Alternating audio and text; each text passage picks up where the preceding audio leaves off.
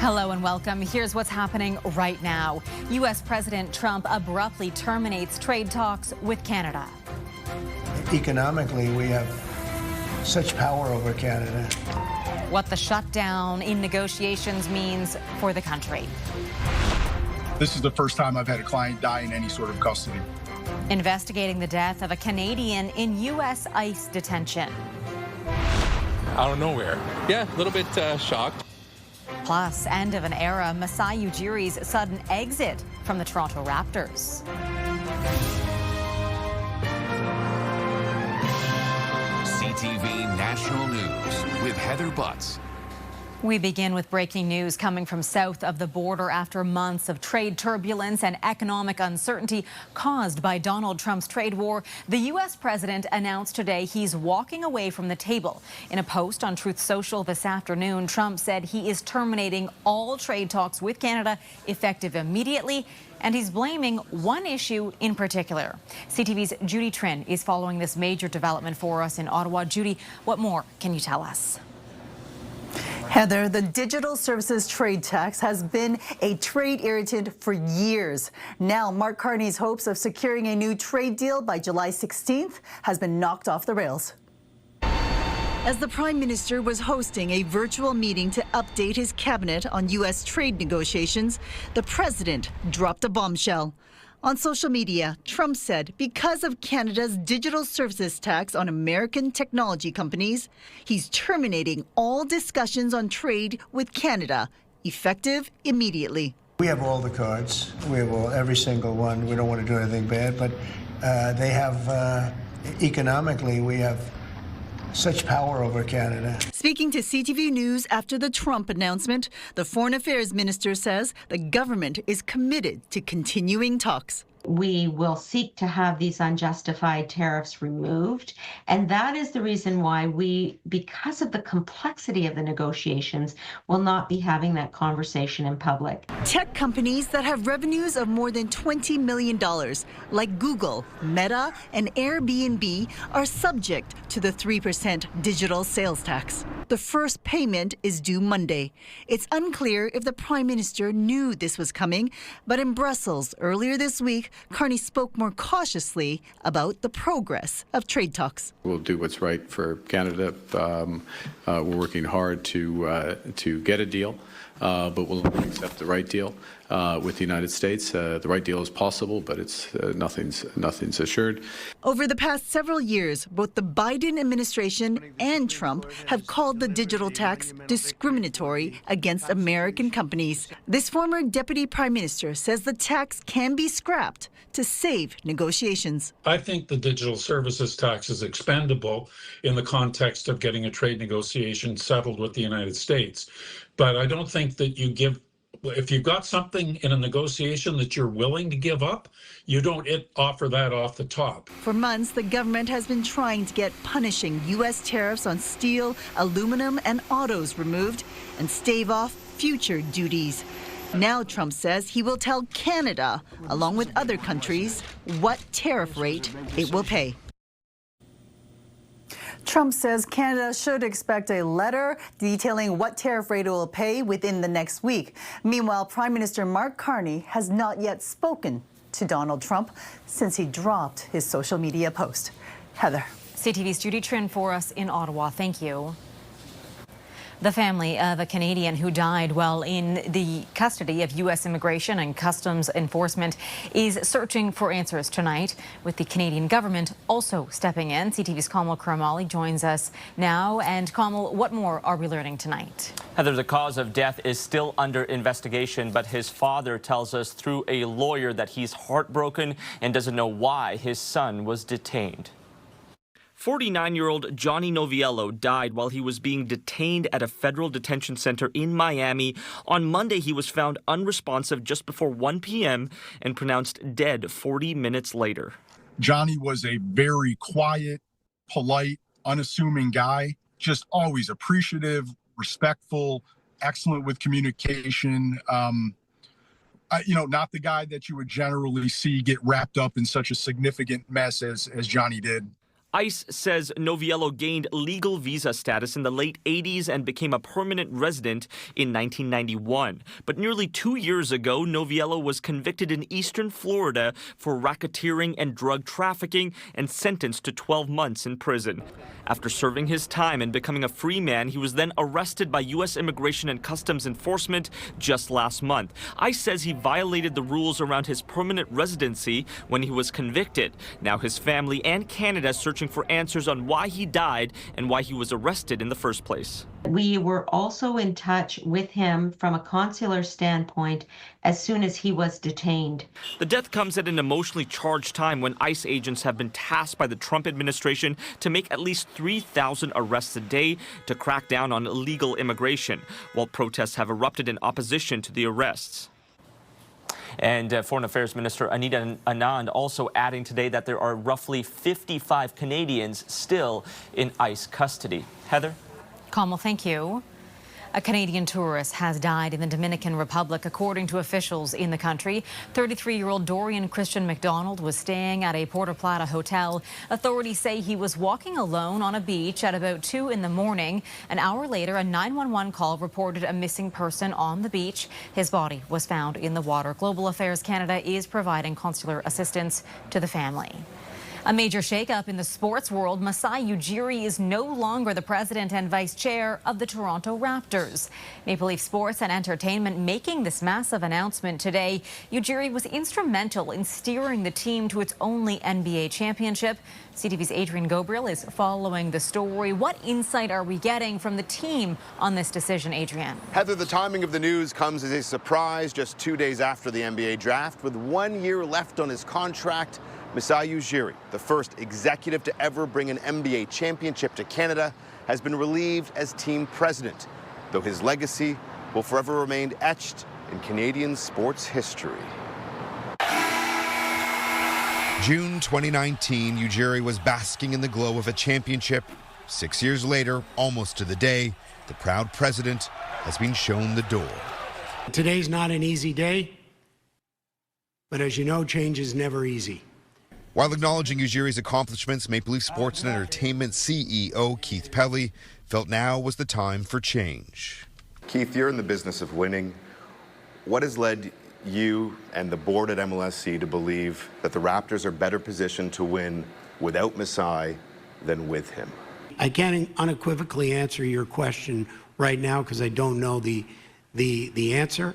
Recently, Bell Canada, the parent company of CTV News, sold its stake in the Raptors and MLSE to Rogers Communications, who are now the majority owners. I mean, I saw Masai a couple days ago. He seemed jovial. He seemed like himself. We now know Ujiri was told at the beginning of the month that he was going to be let go and that he asked to stay on and help the team through the NBA draft. One league insider believes the eye-opening move is about the bottom line. This was a cost-cutting move, first and foremost. He was already one of the highest-paid executives in sports, if not the highest paid.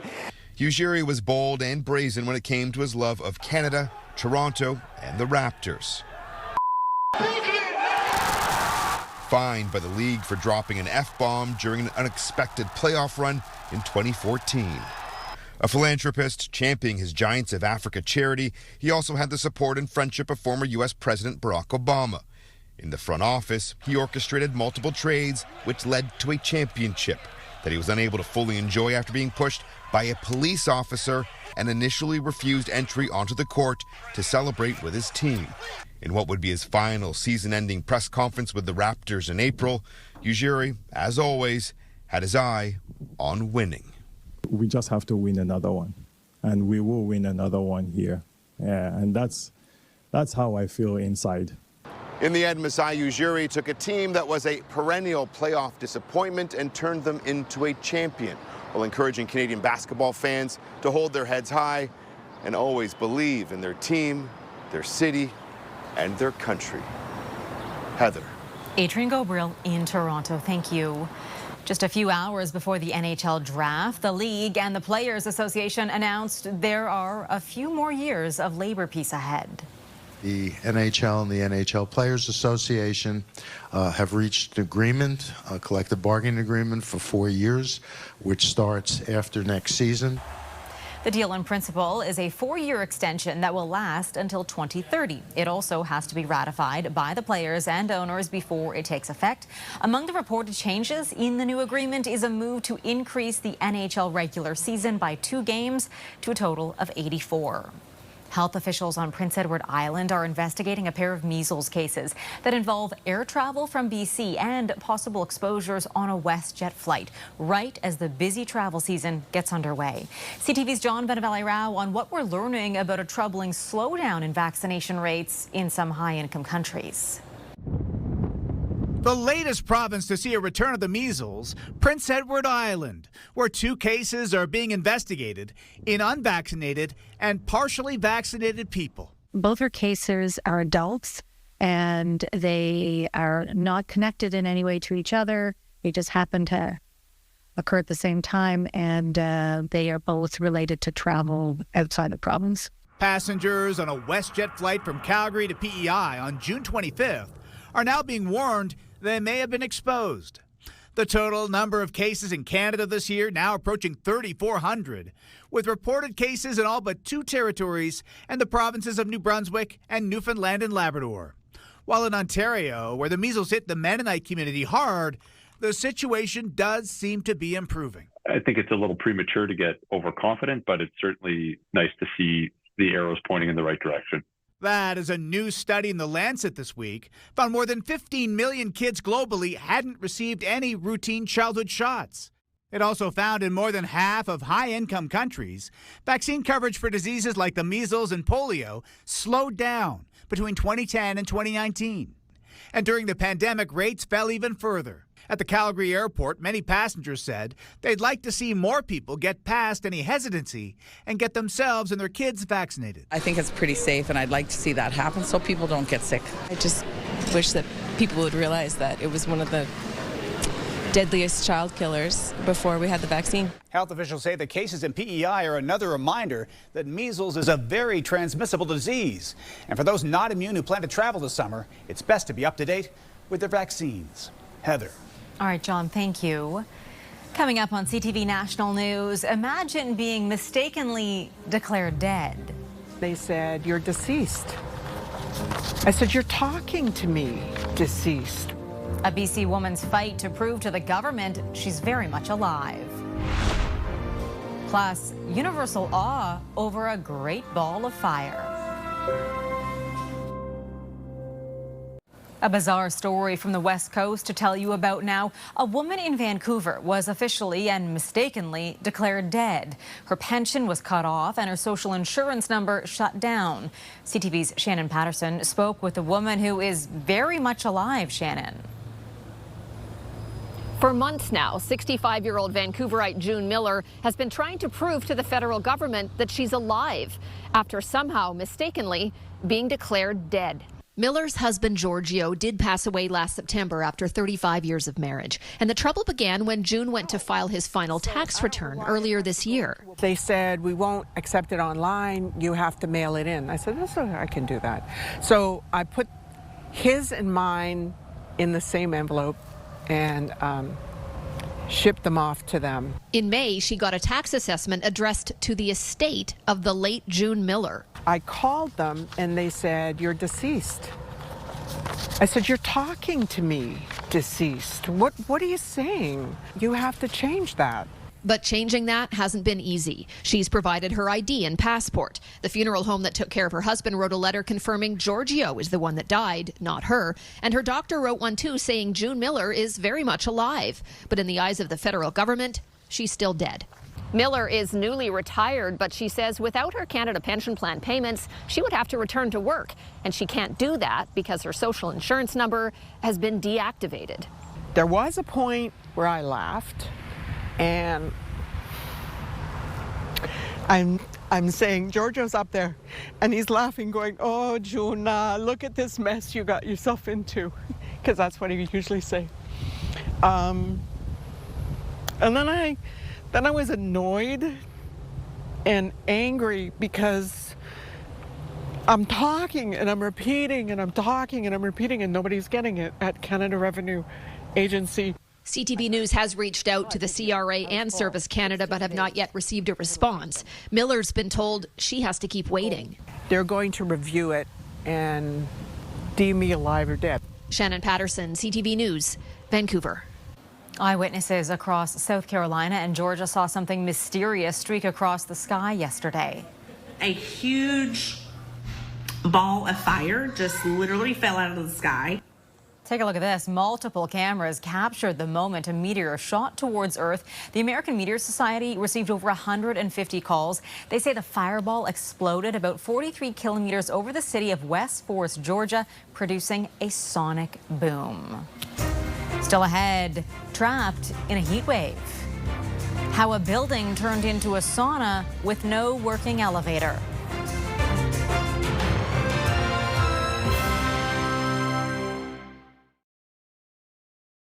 Tenants in a North Toronto apartment tower have been without one elevator for months and then lost their only other one in the midst of a record heat wave. As CTV's John Woodward reports, many were stuck in the heat. One critic says the provincial government's regulator needs to take action. How many of you have been stuck in an elevator here? That's most of the tenants in this apartment building in northwest Toronto, and with their elevators down, they are rising up. Jane Osaye said she got stuck last week with her 3 kids, rescued ultimately by the Toronto Fire Department. My 2 kids now, they have trauma. Anytime they go into the elevator, they always cry, "Mommy, I'm stuck, I'm stuck." So I was lucky that it's only one time that I've been stuck in the elevator, but there were other times that it seems like the elevator wanted to stuck with me, and what I did, I go like this, and I push the door open and I run. And these are just the people who could make it down from their suites in the 14-story building. It's not a good idea to take the elevator in this building, so to interview the people on the upper floors, we're taking the stairs. Upstairs, we find Ola Adekolu. Her knees are so arthritic she has to choose between being stuck in her apartment and stuck in the elevator, which happened to her in the heat wave. Yes, exactly. We were sweating like crazy, 4 of us in the elevator. You don't deserve it. Nobody deserves it. The area's MPP Tom Rakocevic says an Auditor General report 7 years ago warned Ontario's elevator safety regime wasn't working. It's been 7 years, and it's happening not just here, but across the city. The heat wave swelled emergency rooms and tripled the number of fire department elevator emergency rescues to 96 in the 3-day period, said District Commander Paul O'Brien. We are a vertical city, and that's what we train for. Ontario's elevator regulator said it inspected the building here last year and found only minor problems. One unit has been out for 5 months after a fire. The other has an unusual control system that is often on the fritz, said elevator technician Bogdan Russ. They're far and few between. It's a tricky situation. Russ said his technicians fixed that elevator by mid-afternoon. The tenants wary of getting in, feeling that while right now it is going up, it may be only a matter of time before it goes down again. John Woodward, CTV News. Excitement is building in Toronto, where Pride Weekend festivities are kicking off, attracting a lot of tourists. Being able to be in a place where we're comfortable being ourselves, in a community where we can be ourselves, we're really looking forward to it. The weekend is a culmination of a month-long celebration of the LGBTQ2S+ community. Festivities are overcoming a $900,000 budget shortfall after some sponsors withdrew funding. The grand finale takes place on Sunday with the parade, where 25,000 marchers and 250 groups will show their pride. Dozens of A-listers departed a Venice hotel bound for the wedding ceremony of Amazon billionaire Jeff Bezos and Lauren Sanchez. Oprah Winfrey, Leonardo DiCaprio, and the Kardashians were among the many celebrities boarding boats and leaving the hotel. Meantime, protests continue in the picturesque Italian city as demonstrators express their frustration. The city is prioritizing the wealthy tourists over residents.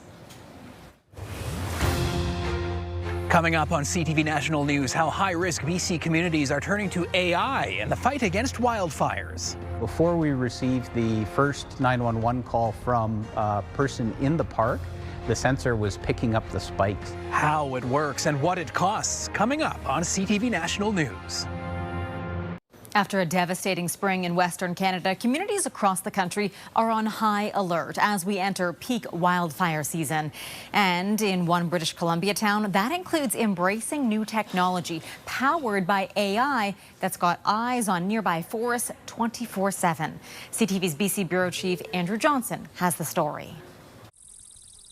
In BC's hot, dry Okanagan, there is a new tool in the fight against wildfires: artificial intelligence. The days of seeing smoke and then trying to figure out what's going on are kind of over. 24 hours a day, the community of Vernon and neighboring Predator Ridge Resort are protected by a system designed to detect wildfire before flames are even visible. Before we received the first 911 call from a person in the park, the sensor was picking up the spikes. The system is called SenseNet. It integrates AI-powered smoke-detecting cameras with satellite data and advanced sensors.